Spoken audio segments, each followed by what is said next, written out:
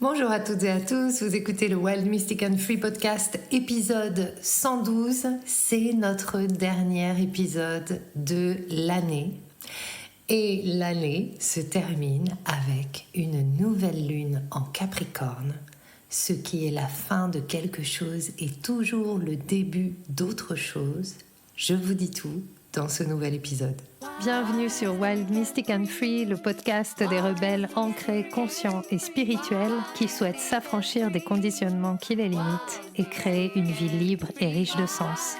Je suis Brunoïde Livrante, ton hôte, coach certifiée et enseignante spirituelle, et j'espère que tu trouveras ici plus de conscience, plus d'amour et des outils pour vivre ta plus belle vie. Hello à toutes et à tous et bienvenue pour ce dernier épisode de l'année que je vous enregistre depuis le Mast des Pères où je suis en train de co-créer un stage de passage à la nouvelle année 2025 et bien en fait je suis à fond dans cette énergie de nouvelle lune, donc nous sommes le 30 décembre et l'énergie de la nouvelle lune qui a lieu aujourd'hui, c'est une nouvelle lune en Capricorne. Donc la lune en Capricorne, c'est pas forcément l'espace où elle est le plus à l'aise, c'est pas forcément l'espace où elle va être très flamboyante. En revanche, c'est l'espace où elle va aller profondément dans le long terme, dans ce qui va générer de la sécurité intérieure, de la sécurité extérieure, dans la discipline de penser au long terme et de mettre en place les choses qui sont importantes pour nous. Donc c'est vraiment une nouvelle lune qui nous demande, qui nous invite plutôt, à réfléchir à ce que nous souhaitons véritablement créer pour 2025 sur le long terme.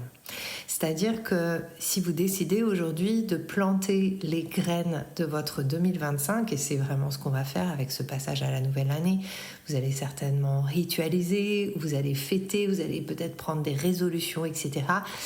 Et si c'est le cas, l'invitation, c'est vraiment déjà d'être OK avec le fait que peut-être vous n'allez pas voir les choses se réaliser tout de suite. Parce que justement, c'est dans le temps que s'inscrivent les choses qui sont les plus importantes dans la construction de ce que nous voulons créer. Et le Capricorne, qui est régi par Saturne, la planète de la structure, mais aussi la planète du temps, le Capricorne nous rappelle, et avec cette nouvelle lune en Capricorne, le cosmos nous rappelle que quelque part, ce qui vaut la peine est quelque chose qui se crée dans le temps. Ou en tout cas, c'est une expression que j'emploie souvent. Finalement, notre vie, c'est un corps de travail. Pas travail dans le sens labeur, mais travail dans le sens de tout ce qui a travaillé à travers nous, tout ce qui s'est transformé à travers nous, tout ce qui s'est mis en place et qui s'est créé à travers nous devient notre corps de travail, le corps de la vie qui nous a façonnés. Et c'est vraiment quelque chose que j'ai amené dans ce stage aussi là qu'on anime. Donc on est 3 co-animateurs. C'est un stage très chouette, très intime, dans un lieu de nature, en pleine nature, magnifique. Il y a même des loups autour de nous. Enfin bon, c'est vraiment magique. Et j'ai vraiment amené cette question. En fait, on est éduqué dans une société quelque part qui nous invite, qui nous domestique plutôt, à être dans la gratification spontanée sans cesse. Et de plus en plus avec les réseaux sociaux, et c'est aussi ce qu'on va voir se développer de plus en plus avec l'intelligence artificielle, avec cette espèce de, presque j'ai envie de dire, de débauche d'informations, de débauche de possibilités. C'est extraordinaire. Et en même temps, ça vient alimenter finalement les quick fix, c'est-à-dire les décharges de dopamine de notre cerveau, les décharges de plaisir instantané. Et ça nous déroute. Et depuis enfant, on est assez vite finalement dérouté mais finalement on est là pourquoi et qu'est-ce qu'on est venu vivre, qu'est-ce qu'on est venu créer et comment on est venu contribuer à ce monde. En tout cas, moi, c'est vraiment ça qui m'anime et c'est ça que je sens qu'il est important pour moi de ramener sur la table. C'est quoi notre contribution? C'est quoi ma place? Et qu'est-ce que je suis venue apporter? Et comment ma vie elle-même, comment votre vie à vous, devient le témoignage de votre place dans le monde, du rêve de la vie à travers vous et du rêve de la planète. Donc c'est aussi pour moi ce passage à 2025. 2025 nous réserve des changements de ouf, des changements énergétiques comme je pense nous n'en avons jamais vraiment vécu de notre vivant, parce qu'il y a énormément de planètes significatives qui vont changer de signe et donc qui vont changer d'énergie. Et notamment, on va passer de l'eau au feu avec Neptune et Saturne qui vont entrer en Bélier. Il va y avoir vraiment cet espace de... En fait, il est temps que ça bouge. Et l'espace du pivot, l'espace du changement, le changement n'apporte pas tout de suite des résultats. Déjà, il y a une période d'adaptation au changement. Ok, j'ai pris la décision, je mets en place des nouvelles choses. Mais il va y avoir un moment d'ajustement, un moment aussi pour que le système nerveux, pour que la nouvelle identité que nous allons incarner parce que nous décidons d'être quelqu'un de différent ou d'agir différemment, il faut le temps que ça se mette en place aussi. Il va y avoir les prises de conscience qui vont avec, et les prises de conscience ne vont servir à rien si elles ne sont pas suivies de mise en place de choses derrière. Et c'est vraiment mon expérience de ces dernières semaines, en fait, et c'est une phrase que j'ai lue de quelqu'un, et je ne sais plus qui, mais qui a dit, en fait, la prise de conscience, c'est super, mais s'il n'y a pas d'action derrière, en fait... on peut en avoir plein des prises de conscience et puis passer sa vie à avoir conscience des choses, mais finalement, est-ce que ça nous a aidé à sortir du statu quo qui finalement nous maintient toujours au même endroit? En tout cas, si vous n'êtes pas bien à l'endroit où vous êtes.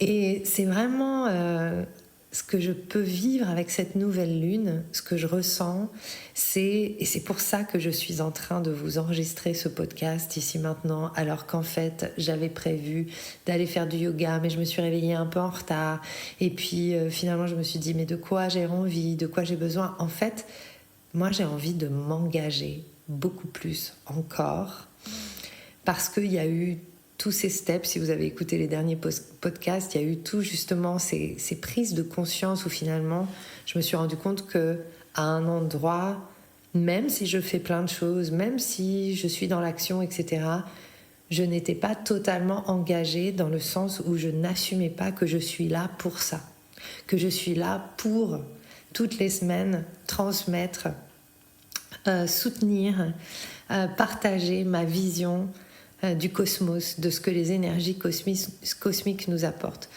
que je suis là pour permettre à la société d'évoluer, et la société c'est qui? C'est nous, donc je suis là pour nous permettre d'évoluer, et je suis là plus particulièrement, et ça c'est une prise de conscience que j'ai faite cette semaine, je suis là plus particulièrement pour permettre aux femmes. J'ai toujours résisté avec le fait que j'accompagne des femmes. C'est quelque chose que je voulais mettre de côté, mais là, ça m'est apparu vraiment très, très fort. Je suis là pour accompagner les femmes à sortir de la bonne petite fille pour devenir bad. La fuck médecine. C'est-à-dire que je sens que finalement, tout ce que je vous raconte sur moi, mes prises de conscience, moi aussi mes réalisations qui sont deep, comment j'ai été domestiquée par la religion. Et à travers la religion, c'est finalement notre société, elle est basée sur des millénaires, j'ai presque envie sous le joug de millénaires de fumisterie patriarcale. Et pourtant, je ne suis pas vraiment féministe quand je vous dis ça. Mais en fait, force est de constater que... il y a des luttes de pouvoir, ou en tout cas des systèmes pyramidaux qui sont en œuvre sans qu'on en ait vraiment conscience, qui sont infusés dans le langage, qui sont infusés dans les structures qu'on a sans qu'on s'en rende compte, et qui maintiennent aussi, qui nous maintiennent à l'intérieur en tant que femmes dans cette idée qu'on doit être des gentilles personnes, qu'on doit être des bonnes petites filles, qu'il ne faut pas avoir un mot plus haut que l'autre, qu'on doit tout accepter, qu'il faut être dans la compassion. Et je pense que c'est des choses qui sont aussi exacerbées par une certaine forme de développement personnel et de spiritualité où finalement on parle beaucoup de tout est lumière, et on n'acknowledge pas, on ne reconnaît pas en fait qu'en fait la lumière elle est aussi faite d'ombre et que le but n'est pas de devenir complètement désincarné et d'être tout est lumière. Enfin moi en tout cas franchement c'est ok, moi je trouve que j'ai une énorme vitalité quand je laisse s'exprimer tous les gros mots à travers moi, tout mon côté rebelle, bad. Moi, je suis hyper bad, en fait. Et puis, j'adore dire des gros mots parce que je trouve ça hyper libérateur. Et j'ai pas envie de mâcher ma pensée et de passer ma pensée par le prisme de je sais pas, d'une forme de perfection spirituelle que je devrais atteindre. Et en fait, ça ne me correspond pas. Et je pourrais me dire, oui, mais alors peut-être je devrais travailler, peut-être que je devrais faire plus de méditation, tout ça. Ben pareil, la méditation, moi, ça me saoule. Ça ne me correspond pas. Et en fait, ça ne me fait pas de bien.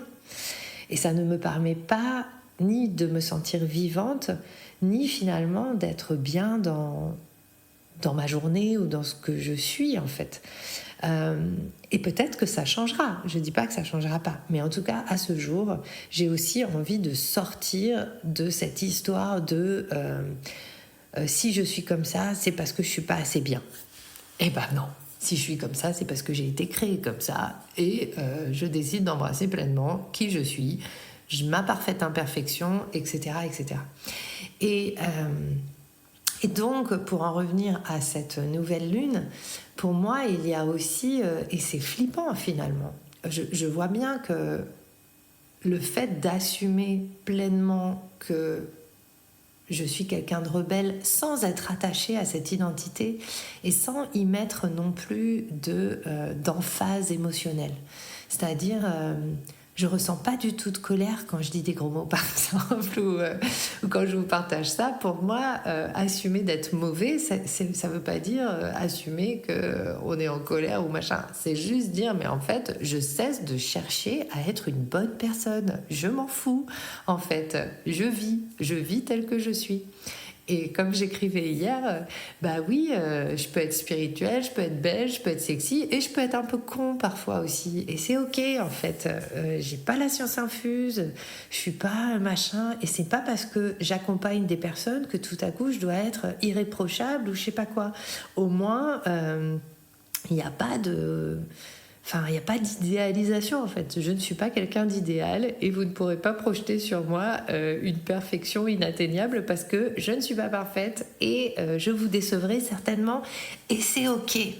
Voilà.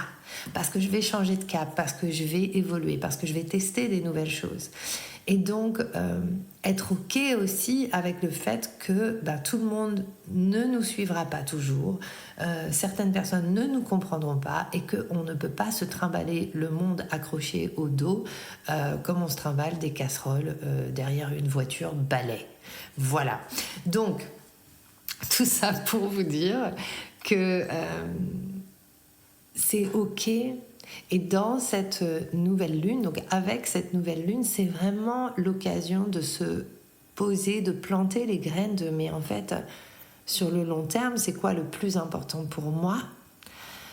Qu'est-ce que je vais construire dans le temps et qui va m'apporter la sécurité émotionnelle dont j'ai besoin ?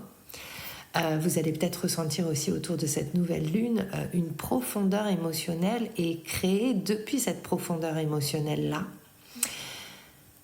Et voilà, donc ça, on est sur cette fin d'année. Et puis on va avoir ce passage, donc le passage du calendrier grégorien qui est le nôtre, mais qui n'a pas vraiment à voir avec le calendrier lunaire. Finalement, la nouvelle lune pour moi, pas la nouvelle lune, la nouvelle année pour moi, c'est vraiment beaucoup plus le solstice, mais c'est ok.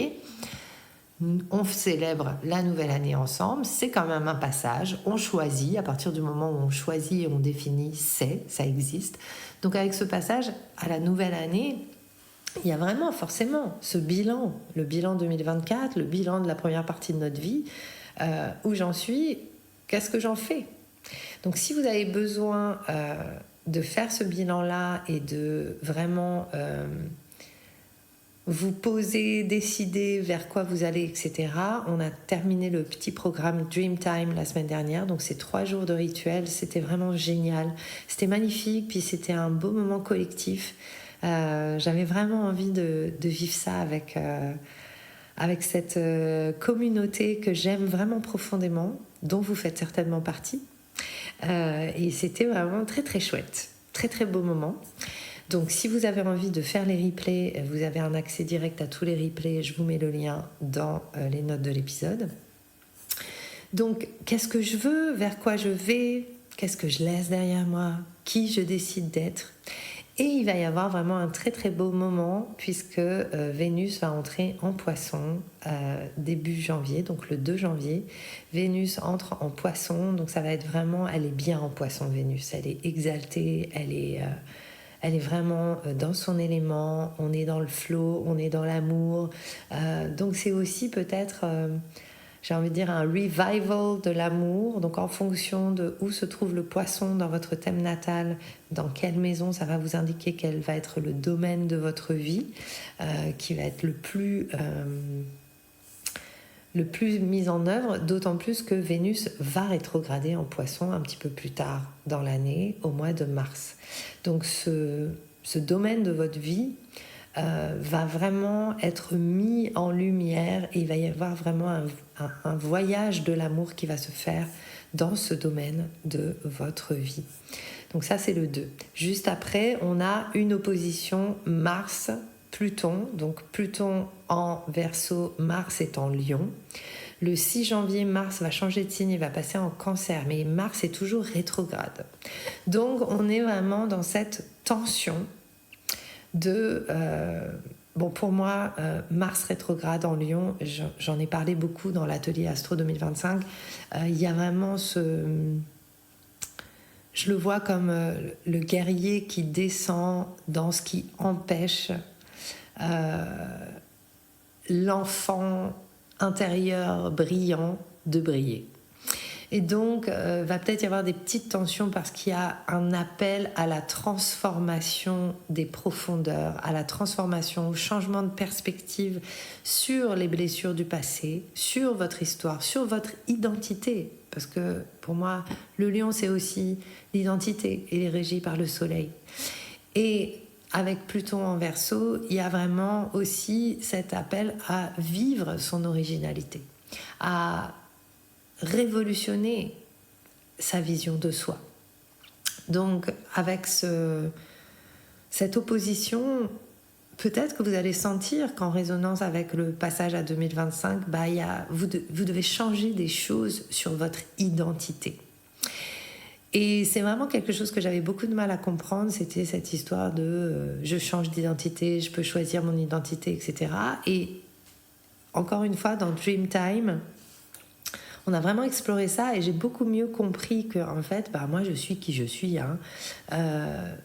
Et je peux choisir de m'attacher à certaines choses dans certains moments pour m'aider à créer certaines choses ou à aller dans certaines directions. C'est ça l'identité.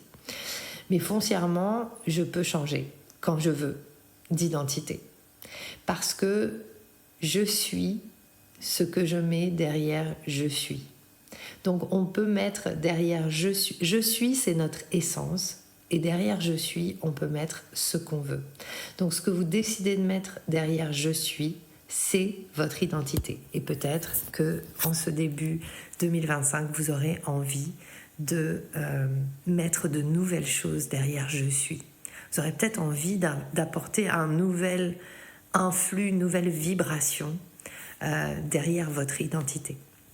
Voilà, donc ça c'est vraiment les 3 grands événements de la semaine avec le passage à 2025.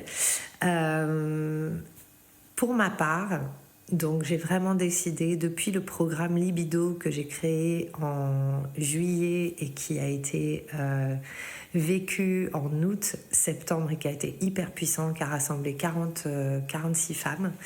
Je sens vraiment que voilà, je prends la direction d'accompagner les femmes leaders. Qu'est-ce que ça veut dire, femme leader? Femmes qui décident de devenir leur propre leader et qui souhaitent vraiment enlever tous les intermédiaires entre elles et la vie, entre elles et leur intuition.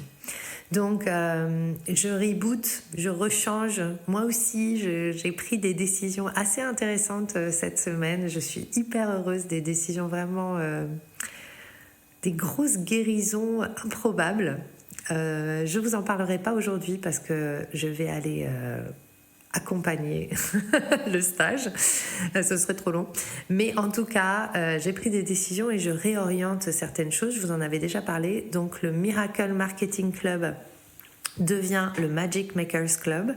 Et c'est vraiment un club pour les femmes qui souhaitent sortir de tous les intermédiaires. Et donc ça va être vraiment un espace plus qu'un mastermind, un espace de magie, un espace de reconnexion à son intuition, un espace de choix de son identité, de soutien, de communauté, où on va aussi changer l'espace de la jalousie, de la projection des uns sur les autres, puisque vous savez, j'en ai parlé dans le dernier épisode, j'étais un peu là-dedans finalement, je ne m'en rendais pas compte, mais voilà.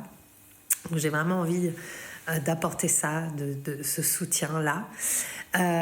Et du coup, le premier programme qui va faire partie du Magic Makers Club, mais qui est ouvert à l'inscription d'ores et déjà, et donc qui est ouvert jusqu'au 31 décembre midi au tarif préférentiel, c'est mon programme BAD, qui est la suite directe de Libido. C'est 5 semaines autour de... se débarrasser définitivement du mythe de la bonne personne pour être véritablement soi-même. J'ai fait une super description de ma vision de ça, donc je ne vais pas plus vous en parler ici. J'ai partagé sur les réseaux sociaux, j'ai écrit vachement, c'est en story, et surtout sur la page qui en parle, voilà. Donc si vous sentez que c'est le moment pour vous de sortir des injonctions à être une bonne personne, à faire les choses bien, et patati patata, et que ça vous coupe en fait de votre pouvoir personnel, de votre manière extraordinaire de faire les choses. Vous savez comment faire les choses, vous avez vécu jusqu'à aujourd'hui, donc en fait vous savez vivre, il n'y a aucune raison que vous ne sachiez pas faire ce que vous avez envie de faire et créer ce que vous avez envie de créer en fait. Donc c'est vraiment cet espace-là, donc on ira explorer les tabous. On ira explorer nos interdits intérieurs et surtout on ira transformer ça, puisque c'est ce que j'ai vécu moi ces dernières semaines et ça a vraiment changé, transformé non seulement ma vision de moi-même mais ma vision de la vie. Et pour la première fois, je suis fière de me sentir vraiment vivante et fière d'être moi. Et c'est ce que je veux pour nous en fait. C'est ce que je veux pour nous. Je veux qu'on soit tellement fiers de qui on est que parler de ce qu'on fait, c'est une évidence. Puisque c'est extraordinaire. Il n'y a plus aucune question à ça et on s'en fout, on sait que ça va marcher. Il n'y a plus de place pour le doute parce que c'est notre nature en fait. Donc c'est vraiment ça.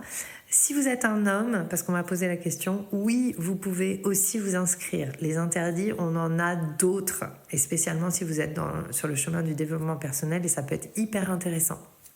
Donc, jusqu'à demain, le 31/12 à midi, le programme est à 111 € au lieu de 555. En tout cas, il va changer de prix demain.